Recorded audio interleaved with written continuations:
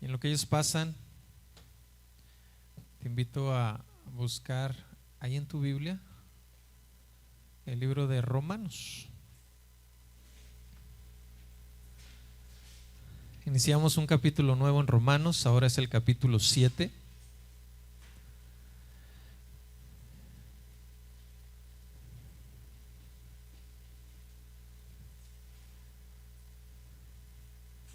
El capítulo 7. Y vamos a ver hoy los versos del 1 al 6. Y vamos a hablar acerca de viviendo o vivir bajo una nueva administración. Vivir bajo una nueva administración, así como los negocios cuando cambian de dueño, así nuestra vida cambia de dueño y empezamos a vivir bajo una nueva administración. Antes lo administrábamos nosotros, ahora lo administra el Espíritu de Dios. Dice Romanos capítulo 7, ¿ya estás ahí? Versos 1 al 6, dice: ¿acaso ignoráis, hermanos, pues hablo con los que conocen la ley, que la ley se enseñorea del hombre entre tanto que éste vive? Porque la mujer casada está sujeta por la ley al marido mientras vive, pero si el marido muere, ella queda libre de la ley del marido. Así que si en vida del marido se uniere a otro varón, será llamada adúltera. Pero si su marido muriere, es libre de esa ley, de tal manera que si se uniere a otro marido, no será adúltera. Así también vosotros, hermanos míos, habéis muerto a la ley mediante el cuerpo de Cristo, para que seáis de otro, del que resucitó de los muertos, a fin de que llevemos fruto para Dios. Porque mientras estábamos en la carne, las pasiones pecaminosas que eran por la ley obraban en nuestros miembros, llevando fruto para muerte. Pero ahora estamos libres de la ley, por haber muerto para aquella en que estábamos sujetos, de modo que sirvamos bajo el régimen nuevo del Espíritu y no bajo el régimen viejo de la letra. Vamos a orar. Padre, quiero poner este tiempo en tus manos. Es tiempo de tu palabra. Es un tiempo donde tú nos hablas, Dios, y te pido que seas tu Espíritu hablando a nuestro corazón. En el nombre de Jesús. Amén. Muy bien, la semana pasada platicábamos acerca de cómo vencer el pecado, cómo poder vencer el pecado, y veíamos 6 pasos que nos ayudaron a poder vencer el pecado en nuestra vida. ¿Sí? El primero es: Cristo necesita librarnos de la esclavitud del pecado. Ese paso no lo podemos dar nosotros solos, por más que nos esforcemos, por más que queramos agradar a Dios, no vamos a poder. Necesitamos que Cristo venga y nos rescate, arranque de lo más profundo de nuestro ser ese pecado en el cual vivimos. Segunda de Pedro 1:10 nos dice que si hacemos estas cosas, dice, no caerán jamás. Entonces, ¿se puede vivir sin pecado? Sí se puede. Caminar en esa santidad donde lo poníamos, por ejemplo, platicando de que cuando, imagina el pecado como una alberca, ¿no? Y generalmente cuando vivimos en el mundo, cuando vivimos en Cristo, nosotros nos encanta lanzarnos a la alberca, nos encanta echarnos clavados y bombitas y maromas, y empiezas a hacer la cosa y disfrutas el pecado. Y eso es ser esclavos del pecado, donde tú te avientas hacia el pecado con toda la intención. Pero como creyente, cuando el Señor te rescata, ahora no te lanzas, sino que puedes caer, porque vivimos en el mundo, porque vivimos rodeados del pecado, pero ya no te lanzas tú, sino que puedes caer, puedes tropezar. Hay un salmo que me gusta mucho, ese es Salmo 37. Te invito a leerlo, Salmo 37, 23 y 24.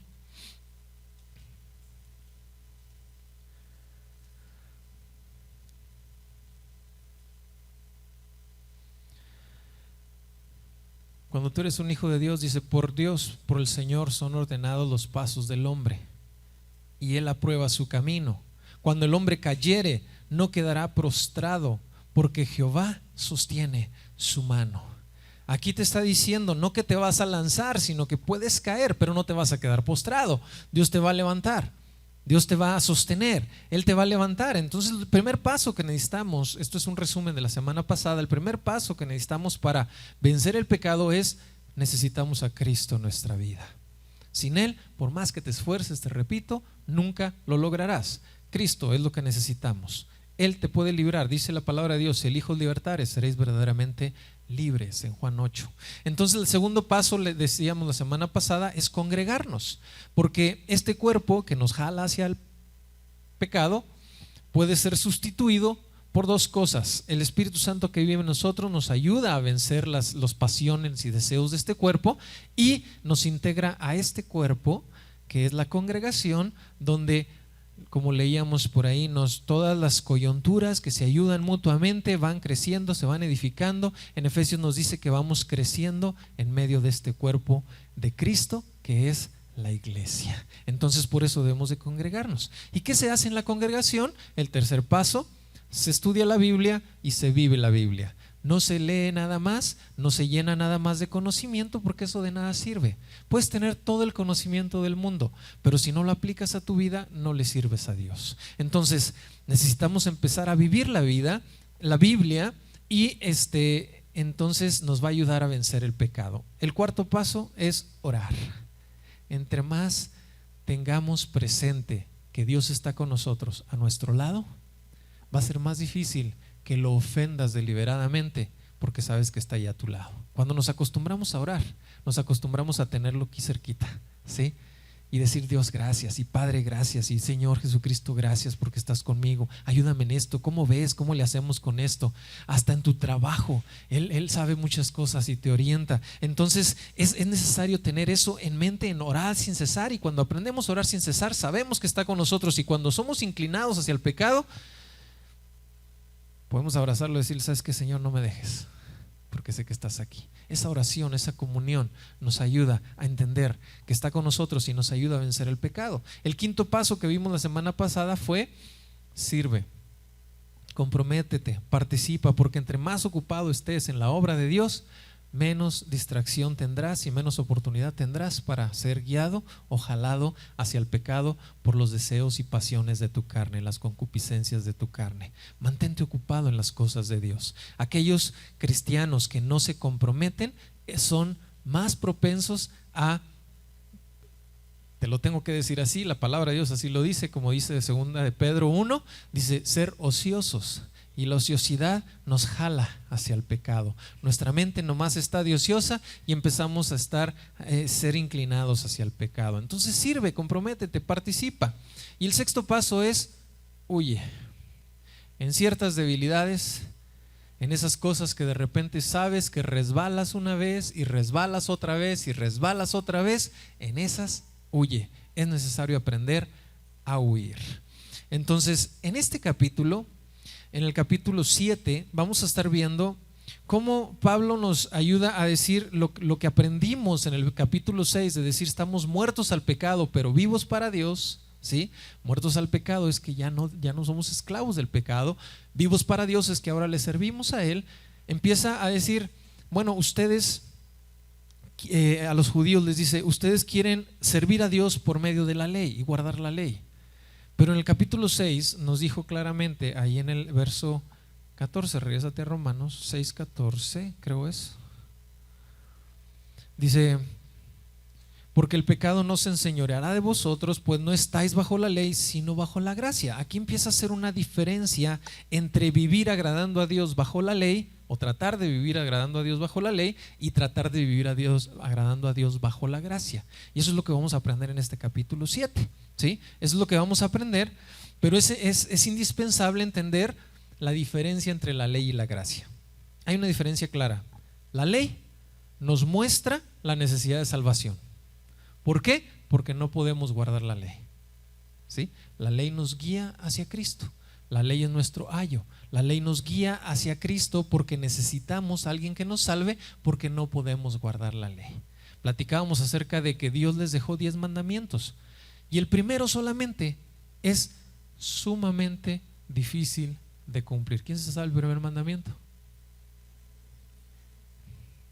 Amarás a Dios por sobre todas las cosas. Ahorita vamos a ver qué es amar a Dios por sobre todas las cosas. Entonces es bien difícil de guardarlo. Por lo tanto, la ley es imposible de seguir si no tenemos a Cristo, si no Cristo viene y nos renueva nuestro corazón. Por eso la ley nos muestra la necesidad de salvación, pero la gracia nos provee con esa salvación. La gracia nos provee a Cristo, nos provee un corazón nuevo, nos da todas las herramientas que necesitamos para agradar a Dios, ¿sí?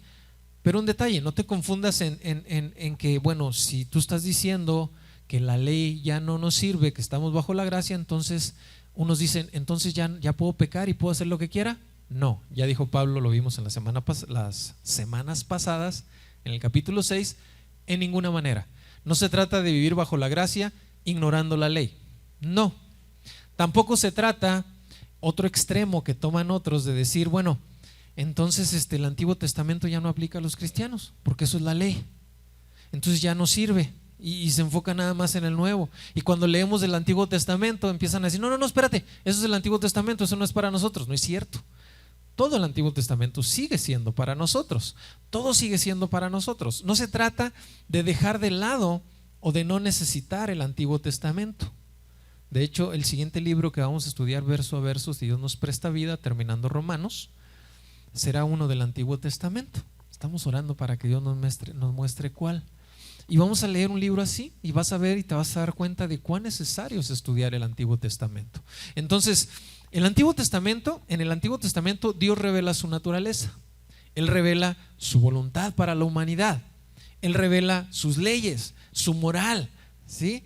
Y todo eso nos guía hacia Jesús. Entonces es indispensable el Antiguo Testamento para guiarnos hacia Jesús. ¿Sí comprendemos eso? Es necesario completamente.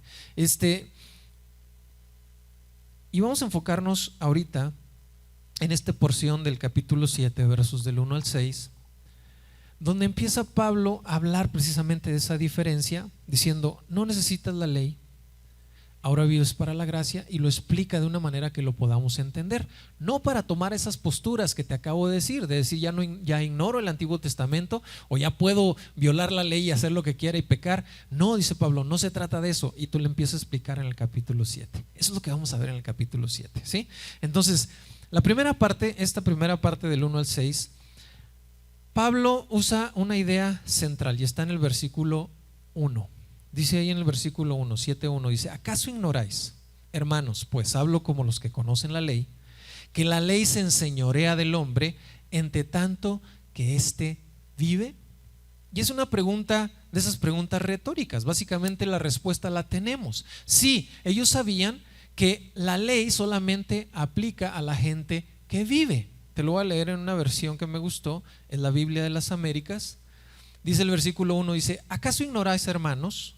Pues hablo a los que conocen la ley, que la ley tiene jurisdicción sobre una persona mientras vive. No hay ley. El viernes estaba aquí Alejandra, nuestra hermana abogada, y yo le preguntaba, hermana, ¿hay una ley que se aplique a los muertos? No hay ninguna ley que rija la vida de los muertos, valga la frase rara. ¿Sí? Realmente no hay ley para los muertos. La ley no se aplica a los muertos. Dice, ese es el punto central de Pablo. Dice, la ley no se aplica a los muertos, no tiene jurisdicción sobre ningún muerto. Entonces Pablo, para apoyar esta afirmación, recurre a un ejemplo, el ejemplo del matrimonio. Y te lo voy a leer aquí en los versos 2 y 3. Dice, porque la mujer casada está sujeta por la ley al marido mientras éste vive. Pero si el marido muere, ahí está dando el ejemplo de cuando hay muerte, dice, si el marido muere, ella queda libre de la ley del marido. Así que si en vida del marido se uniere a otro varón, será llamada adúltera. Pero si su marido muriere, es libre de esta ley, de tal manera que si se uniere a otro marido, no será adúltera. De repente, cuando estudiamos los versos, estos versos, y los sacamos del contenido general, de su contexto, podemos imaginarnos o pensar que el Señor a través de Pablo está hablando acerca del divorcio en estos versos, o que está hablando acerca de que la única manera que una persona se puede volver a casar es si su cónyuge muere, pero no está diciendo eso, ¿sí? Tampoco está hablando del divorcio en sí. De hecho, aquí no habla de separación. Yo no sé si pusieron atención en lo que acabo de leer. No habla de ninguna separación. Fíjate lo que dice, te lo voy a volver a leer. Dice: porque la mujer casada está sujeta por la ley al marido mientras éste vive. Está hablando del principio básico del matrimonio. Dice: cuando una pareja se une, se crea una ley, la ley del matrimonio, y ellos no pueden depender el uno del otro por sí mismos, sino que ya se pertenecen el uno al otro. Entonces se va más allá, dice: pero si el marido muere, obviamente pues esa ley ya no se aplica para ella, y ella puede ser libre de casarse con quien quiera. Dice el versículo 3, dice: así que si en vida del marido se uniere a otro varón, te fijas, no habló de separación, simplemente dijo: si está casada con su marido y en vida de él se uniere a otro varón, ¿cómo se le llama a eso? Adulterio. Y eso es lo que está diciendo ahí. Dice: entonces será llamada adúltera. Pero si el marido muriere, es libre de esa ley, de tal manera que si se uniere a otro marido, no será adúltera.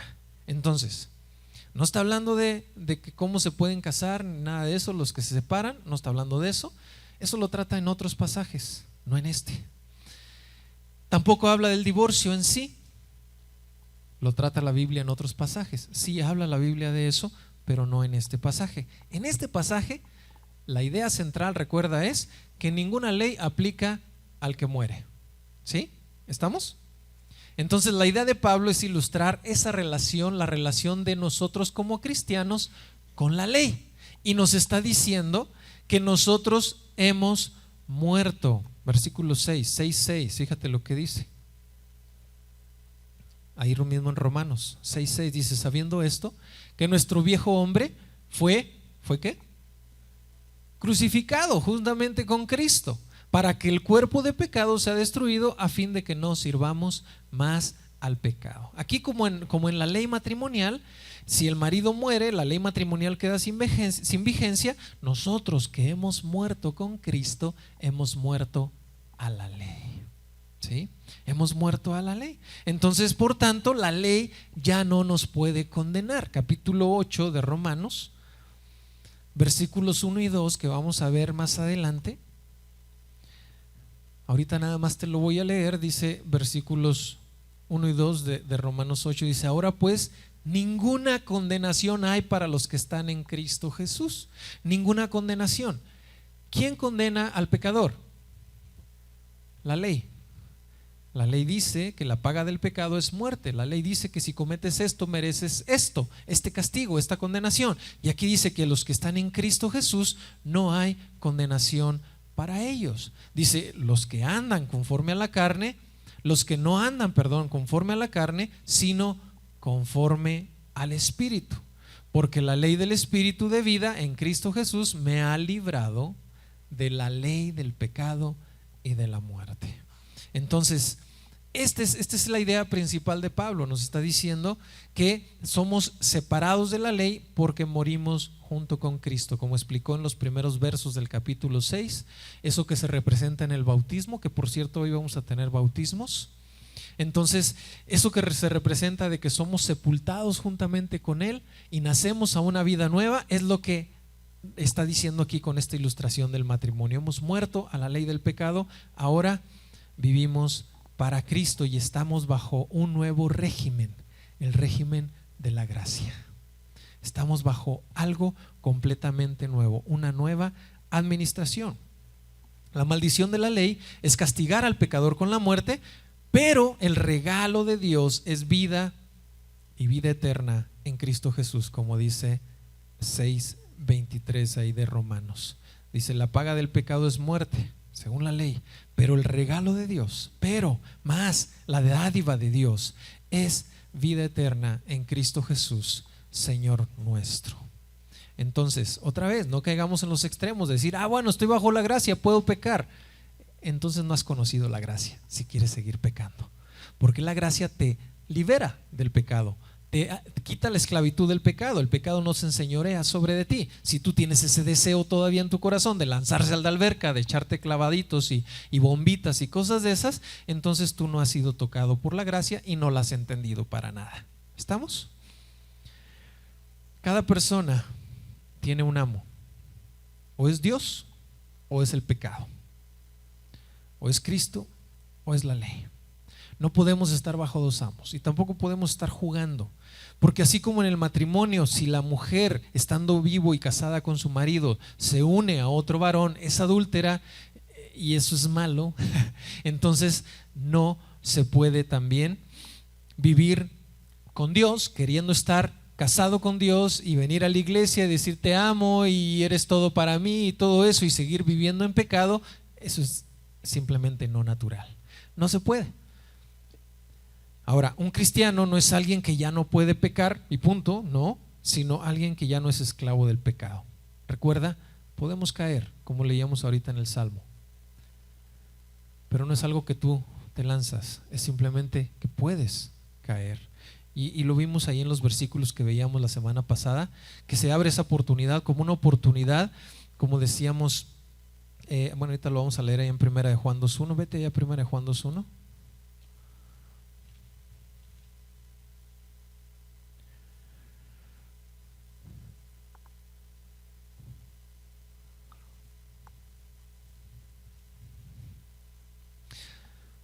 Dice 1 Juan 2:1, dice: hijitos míos, estas cosas os escribo para que no pequéis. Y si alguno hubiere pecado, ¿sí?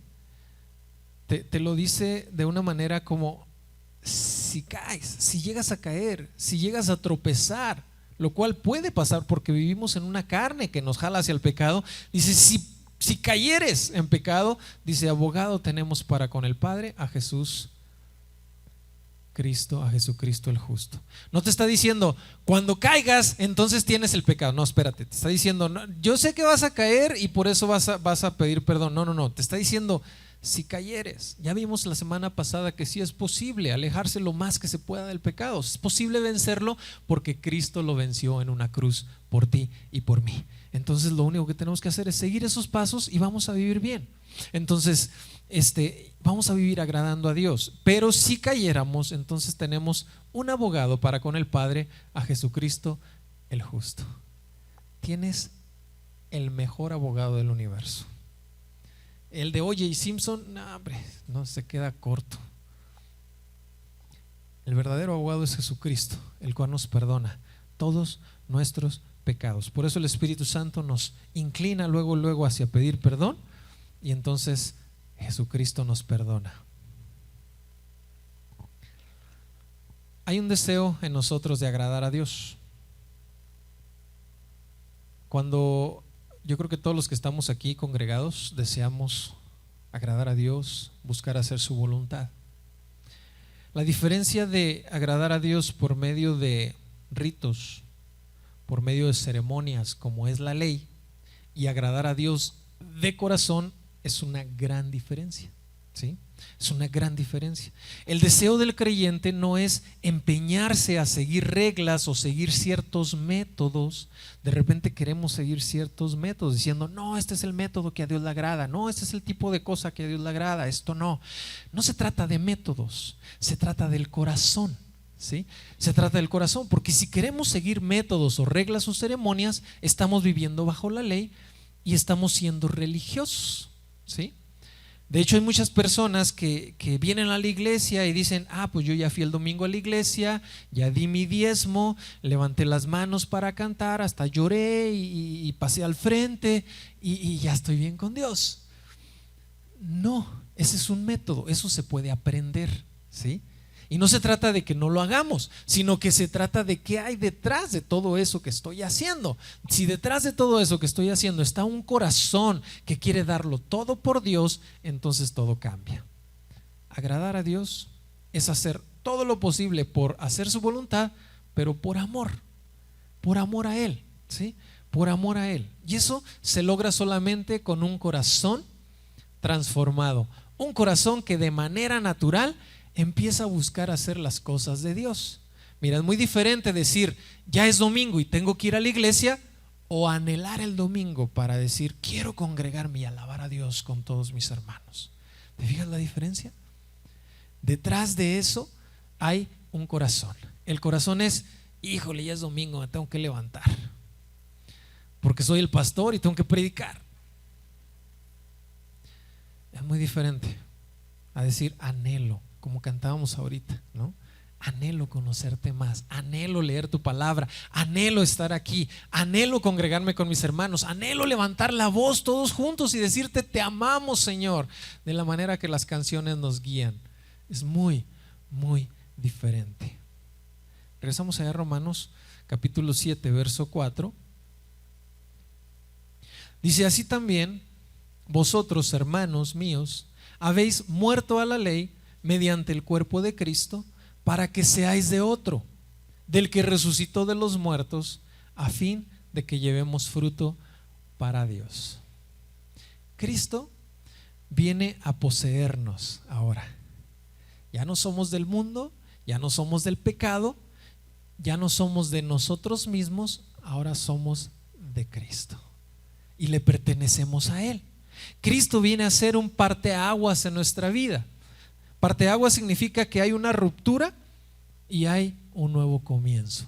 Así como cuando se terminó la era cristiana o la era antes de Cristo, empezó con Cristo una nueva era, la nueva era, la era cristiana. Así en tu vida debe de haber un momento en que tú has sido marcado,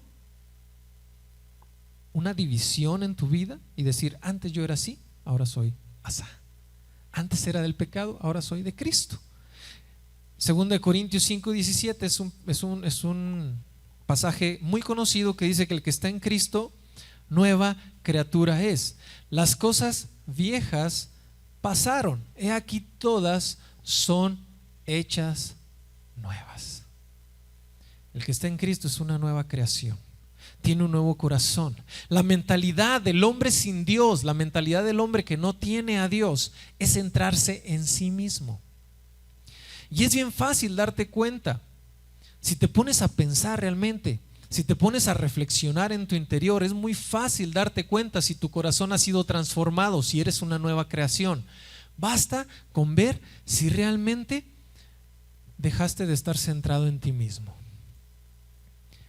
Si mis anhelos y mis preocupaciones están en mi bienestar físico, de salud, si mis anhelos, mis preocupaciones están en lograr mi bienestar emocional, mi bienestar familiar o matrimonial, o mi bienestar económico, ¿en quién estás pensando? Hay mucha gente que acude a las congregaciones para obtener algo de Dios. Y viene y se reúne y ora y pide y declara y hace muchas cosas con el fin de obtener algo de Dios. ¿Para quién? Para mí. Está viviendo exactamente igual que aquel que no viene a la iglesia. Está centrado en sí mismo. Es necesario, dice la palabra de Dios, te hablaba ahorita del mandamiento número 1: amar a Dios por sobre ¿qué? Dentro de todas las cosas entras tú. No. Sí, entro yo. Dentro de mí mismo debo de amar más a Dios, más que a mí mismo.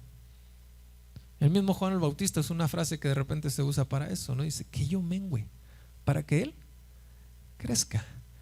Mis objetivos, mi anhelo está ahora basado, mi mente, mi corazón, mis deseos, el venir a adorarle, está basado en Él, en que quiero adorarle, en que quiero exaltar su nombre, o quiero obtener algo de Él. Ahora mira, déjame te digo algo. De repente nosotros todos venimos con esa actitud de necesidad delante de Dios, y es natural, es normal. Todos venimos con una necesidad a Dios de decirle: necesito esto, necesito salud porque tengo esta enfermedad, o tengo este problema matrimonial, Señor, ayúdame. Y empezamos a venir a Dios porque necesitamos algo de Él. Eso es normal y es bueno. Pero cuando conoces a Cristo, tu mentalidad debe cambiar. Y tu mentalidad debe cambiar de la manera de que ya no se trata de mí, ahora se trata de Él. ¿No cantábamos hace ratito: Jesús es el centro? ¿No cantábamos hace ratito: yo quiero que seas el centro de mi vida? Pero generalmente en la mayoría de los creyentes, las iglesias están llenos de creyentes cuyo centro sigue siendo yo. Sigue siendo yo. Señor, dame, Señor, yo sé que me merezco, Señor, yo esto, Señor, yo lo otro, soy hijo de rey y me merezco. Sigue siendo yo. ¿Cuándo dejaremos de pensar en nosotros y empezamos a pensar en Él y ponerlo a Él y amarlo a Él por sobre todas las cosas, incluidos nosotros? En 2 Corintios dice: tú eres una nueva creación, tú tienes un nuevo corazón. Ahora tus objetivos, tus metas, tus anhelos, todo está basado en Él. Ponte a pensar en lo que haces en la iglesia, en tu iglesia, aquí, en lo que haces y en lo que deseas. ¿Cuántas cosas deseas que son para ti y cuántas lo haces para Él, para exaltar su nombre, para que Él y su obra crezca, para que su palabra sea predicada allá afuera? ¿Cuántas cosas? Si pones un balance, te vas a dar cuenta que si es todo para Él o más para Él, tu corazón ha sido reformado, cambiado, no reformado, cambiado. Pero si sigues pensando más en ti mismo, necesitas un cambio. Nosotros como creyentes somos hechos nuevos. Ahora vivimos produciendo un fruto, y es un fruto para Dios. Y no se trata de decir: bueno, entonces me voy a ir al Tíbet y me voy a ir de monje y cosas de esas para nada más pensar en Dios. No, sigues trabajando, sigues haciendo lo que haces normalmente, pero con objetivos diferentes, con metas diferentes, con anhelos diferentes. El anhelo de tu corazón cambia. Mira lo que dice Gálatas 5, 22 y 23 respecto a Pablo, hablando de esta separación y de vivir en la gracia, entender lo que es vivir en la gracia y no bajo la ley. En Gálatas 5, 22 y 23, que también es un pasaje muy conocido, dice que hay un fruto en el corazón del creyente, el cual se empieza a desarrollar de manera natural.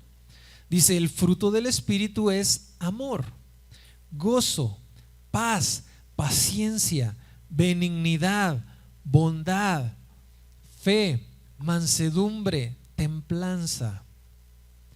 Y al final dice: contra tales cosas no hay ley.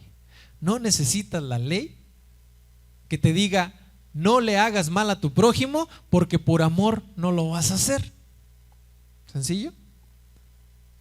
No hay una ley que te diga: no ofendas a Dios de esta manera, porque simplemente por amor tú sabes que no lo debes de hacer. Y ahora empiezas a vivir en esa diferencia, en vivir de una manera natural, agradando a Dios y no agradándote a ti mismo o ofendiendo a los demás. Ahí en el versículo final regrésate a Romanos 7:4, el versículo 4 al final dice: así también vosotros, hermanos, que habéis muerto a la ley mediante el cuerpo de Cristo, para que seáis de otro, del que resucitó de los muertos, a fin de que llevemos fruto para Dios. El creyente es cambiado completamente para dar fruto para Dios. Así de sencillo. Entonces necesitamos dar fruto para Dios, necesitamos un cambio. En el versículo 5 dice: porque mientras estábamos en la carne, las pasiones pecaminosas que eran por la ley obraban en nuestros otros miembros, llevando fruto para muerte. En el versículo 4 te dice que debemos de llevar fruto para Dios, porque antes, dice el versículo 5, dice: mientras estábamos válgame, estoy pensando en inglés. ¿En qué tiempo está el verbo? pasado, ¿sí? Estoy con el tense, ¿no? El past tense. Ay, sí, muy inglés él, ¿no? Está en el tiempo pasado. Dice mientras estábamos en la carne, no dice mientras estamos en la carne. ¿Pusiste atención a eso? Dice estábamos en la carne. Ya no somos esclavos de la carne. Dice mientras estábamos en la carne, las pasiones pecaminosas que eran por la ley, ¿obran o obraban? Obraban en nuestros miembros, llevando fruto para muerte. Aquí nos habla de que es indispensable identificar en tu vida un pasado y un presente. Tu vida pasada era para el mundo, tu vida pasada era desagradar a Dios. Ahora vives para agradarlo y para vivir para Él y producir fruto para Él. El creyente genuino siempre va a hablar en pasado acerca de las cosas que le desagradan a Dios. No puede estar un creyente diciendo, no, pues es que yo lo enojón que soy y exploto y no sé qué y ofendo. Bueno, eres creyente, entonces ofendías, ¿no? No, es que los berrinches nunca se me van a quitar. Bueno, o eres nuevo o no. La palabra de Dios es clara. Somos nuevos. Tenemos 0 kilómetros, como el carro que sacas de la agencia, ¿sí? Todo lo pasado queda atrás. Ahora empiezas a vivir y a generar un fruto diferente, un fruto para Dios. Ya no se trata de seguir viviendo en pecado, se trata de dejar el pecado atrás y empezar a vivir cosas nuevas. No es natural seguir haciendo las cosas que hacíamos antes. Ahí en el capítulo 6 lo vimos en el verso 17 y 18 de Romanos. Dice el 17 y 18, pero gracias a Dios que aunque eras esclavo del pecado, has obedecido de corazón aquella forma de doctrina a la cual fuisteis entregados, y libertados del pecado, vinieron a ser siervos de la justicia. Antes pertenecíamos al pecado, ahora somos siervos para Dios. Antes trabajábamos para nosotros mismos, ahora trabajamos para Dios. Trabajamos para su obra, no para mi bienestar, sino para el bienestar de Él. Ahora somos siervos de Dios. Mira, la carne y el espíritu no son compatibles, no se llevan. Vivir en la carne es una cosa, vivir en el espíritu es otra. De repente lo usamos nosotros como excusa. Lo vamos a ver más adelante en el capítulo 7, donde Pablo empieza a decir ahí al final, en el capítulo 7, verso 15, dice, porque lo que hago no lo entiendo, pues no hago lo que quiero, sino lo que aborrezco, eso hago. Y si no hago lo que quiero, esto hago, apruebo que la ley es buena. Y empieza a hablar Pablo así como que diciendo, y lo vamos a entender, pero como que diciendo, pues ni modo, no estoy en el cuerpo y me jala el pecado y pues ya caí otra vez y ni modo. No te está diciendo eso Pablo. No te está diciendo también de que lo uses como excusa para caer. No, somos nuevos, somos completamente nuevos. La carne, vivir en la carne y el pecado, en los deseos de nuestra carne, no es compatible, no se lleva. Mira lo que dice Gálatas 5, donde estábamos ahorita, pero más atrás. Gálatas 5, 16 al 21. Rápidamente lo leemos.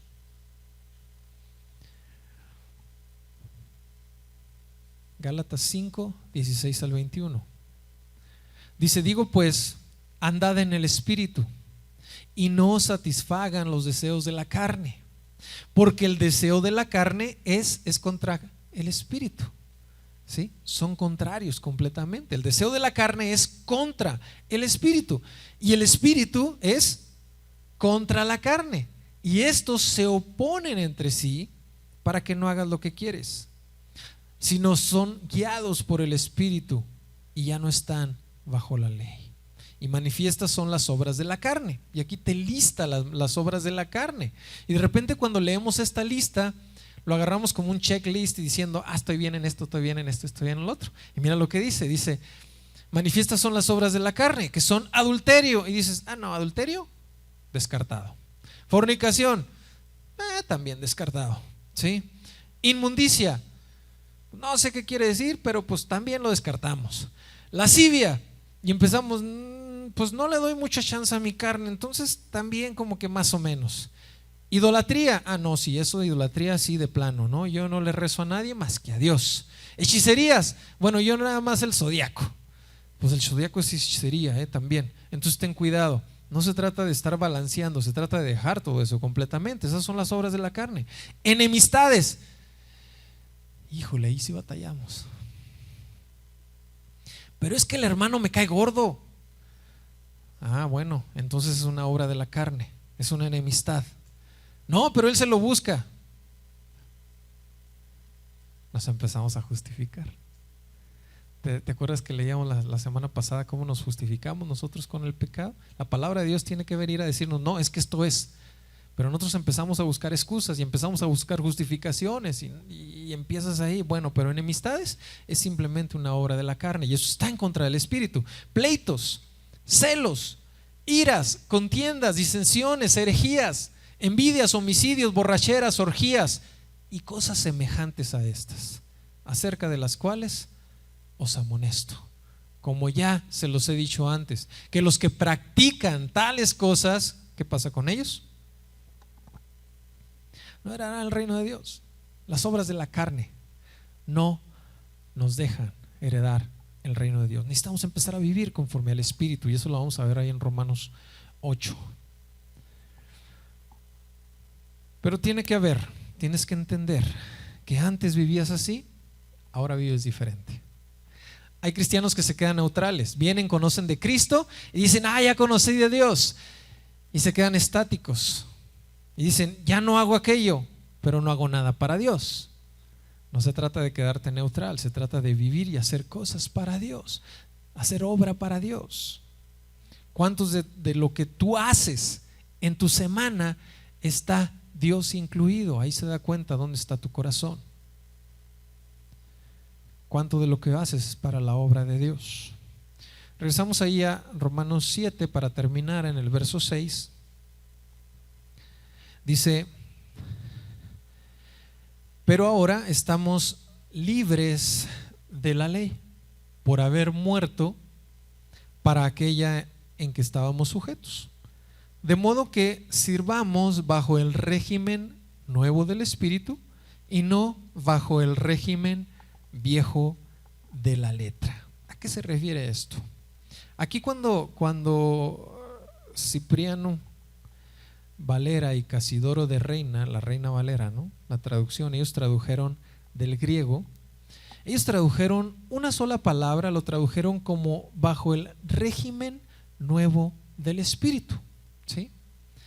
Y es una sola palabrita. Régimen nuevo del Espíritu es una palabra que es kainotes en el griego, y eso se traduce en el 6.4, también la usa, ahí en el 6.4, si lo lees ahí al final, dice el 6.4, porque somos sepultados juntamente con él para muerte por el bautismo, a fin de que como Cristo resucitó de los muertos para gloria del Padre, así también nosotros andemos en kainotes. ¿Qué dice ahí? En vida nueva. ¿Qué es una vida nueva? Es vivir ahora guiados, como lo dice y lo traduce en el verso 6 del capítulo 7, bajo un régimen nuevo, que es el régimen del Espíritu Santo, una nueva administración, un nuevo dueño. Ahora nuestro dueño es el Espíritu de Dios y todo lo que hacemos lo hacemos guiados por el Espíritu de Dios. Nuestra vida debe de reflejar ese cambio, un cambio coherente con lo que profesamos ser. Si dices que eres cristiano, debes vivir con el fruto del Espíritu. Es que sigo siendo enojón. Es que la Biblia dice que el fruto del Espíritu es benignidad y bondad. Es que sigue siendo así y ya soy y me tienen que aguantar.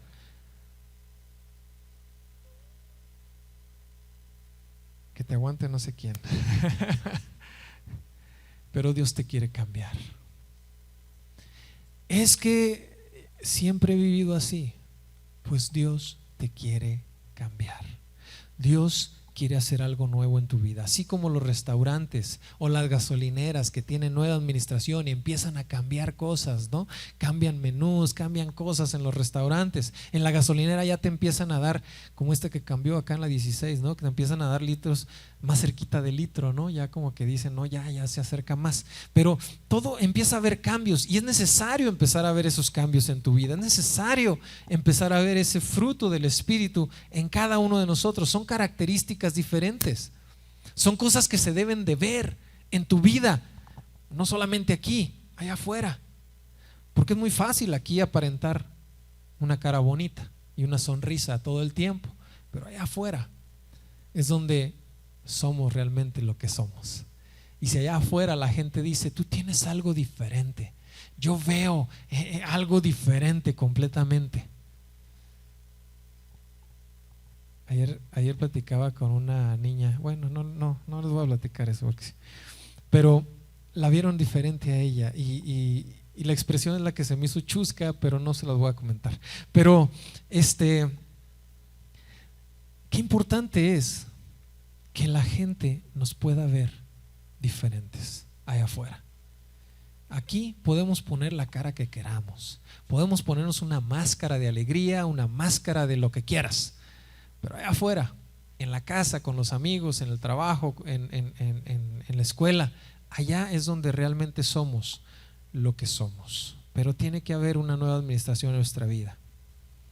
Las cosas de Dios, el carácter de Dios en nuestra vida resalta de manera natural. Ya no son actitudes impuestas por una regla que dices, debo de conducirme así, debo ser así. Porque aquí cuando entramos a las congregaciones, entramos y parece como regla, hasta te peinas cuando tienes que entrar a la iglesia, ¿no? Te bañas o tienes que seguir ciertas reglas, o tienes que sonreír, o cuando él te dice, ¿cómo estás? Es bendecido, hermano, y lees, aunque por dentro estés derrotado, y como que aprendemos a hacer ciertas cosas dentro de la congregación. Pero nomás sales de aquí, te subes al carro y se te atraviesa alguien y le dices, Dios te bendiga, hermano, ¿no? O te sale tu verdadero yo.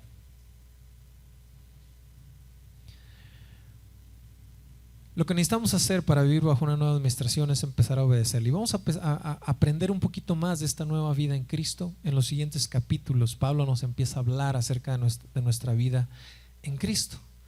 Pero lo que nos conviene hacer hoy es ponernos a pensar, realmente ahora estamos viviendo esa nueva vida, hemos marcado completamente un antes y un después. ¿Le he cedido el trono de mi vida a Dios o sigo yo sentado en él? ¿Deseo yo seguir pensando en mí mismo? Ahora es el centro de mi vida, como cantábamos hace rato. Necesitas quitarte, bajarte del trono de tu vida y poner a Cristo. Dejar que Él empiece a administrarte. Colócate bajo una nueva administración de Dios.